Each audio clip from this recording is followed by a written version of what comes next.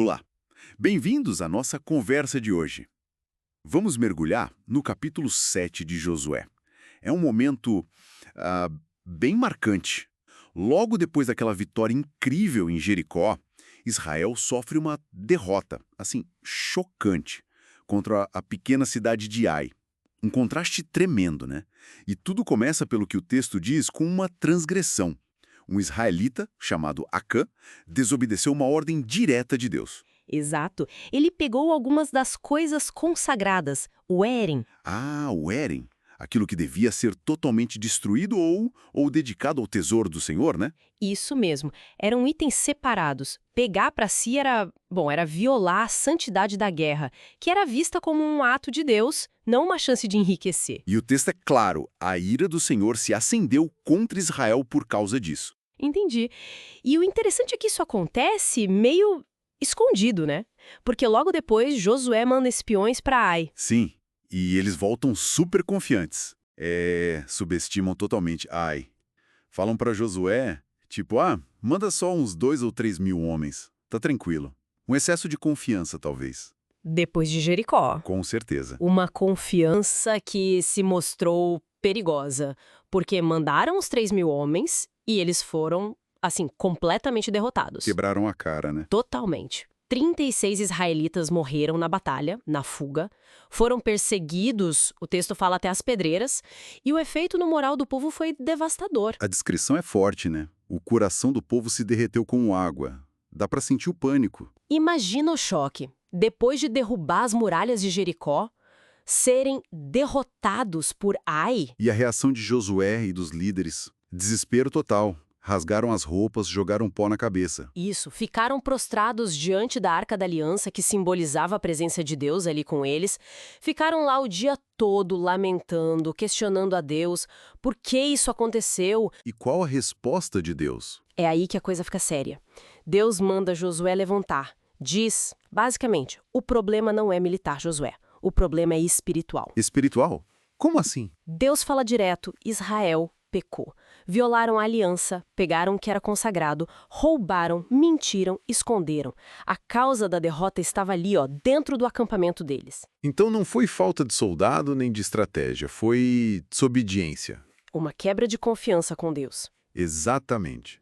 E a consequência foi imediata. Deus deixou bem claro. Enquanto aquele pecado, aquela coisa consagrada, roubada, estivesse no meio deles, eles não conseguiriam vencer ninguém. A proteção divina estava condicionada. Condicionada à pureza do acampamento, à remoção da transgressão.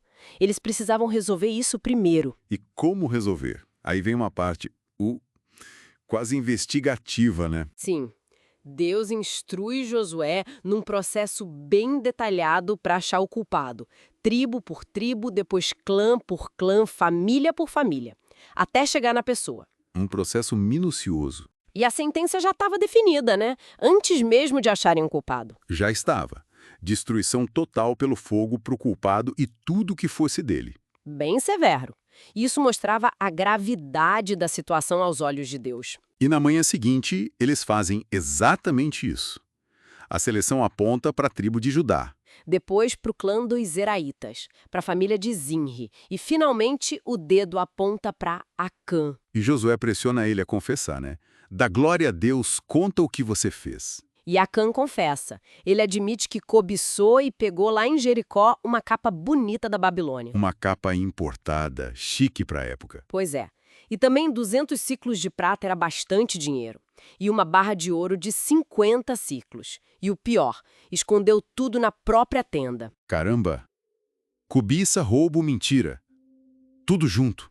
E aí mandam gente correndo para a tenda dele e acham tudo lá, escondido exatamente como ele disse. A prova do crime. E trazem tudo para fora, expõem diante de todo mundo e perante o Senhor.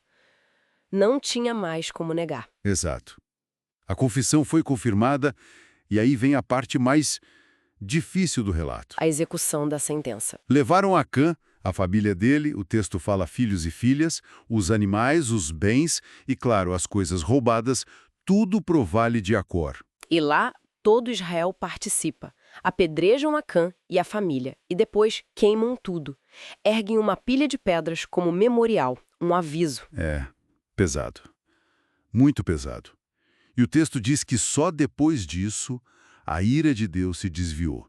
O lugar ficou conhecido como Vale de Acor, que significa Vale da Perturbação. É um ponto que gera muita discussão, essa punição coletiva da família, reflete uma visão antiga de solidariedade familiar muito forte, onde a ação do chefe da família impactava todos, mas principalmente sublinha a gravidade extrema de desobedecer um comando direto de Deus naquele contexto específico da aliança. Então, resumindo a lição aqui, esse capítulo mostra de forma bem dura como uma ação individual, mesmo feita em segredo, pode trazer consequências terríveis para a comunidade inteira. Sim, e que a restauração, para eles, naquele momento, exigiu confrontar e remover o pecado de forma radical. Mostra o peso da obediência na relação deles com Deus ali, na conquista da terra. É um alerta sobre responsabilidade, né? Sem dúvida. E talvez algo para a gente pensar hoje é justamente essa dinâmica. Como as ações individuais, mesmo as que achamos que são privadas, podem impactar o grupo maior, sabe? A família, o trabalho, a sociedade. Verdade. Essa ideia de que estamos todos conectados de alguma forma. Exato. Até que ponto a gente percebe que o que eu faço, mesmo escondido, pode afetar o bem-estar coletivo? Fica aí a reflexão, né?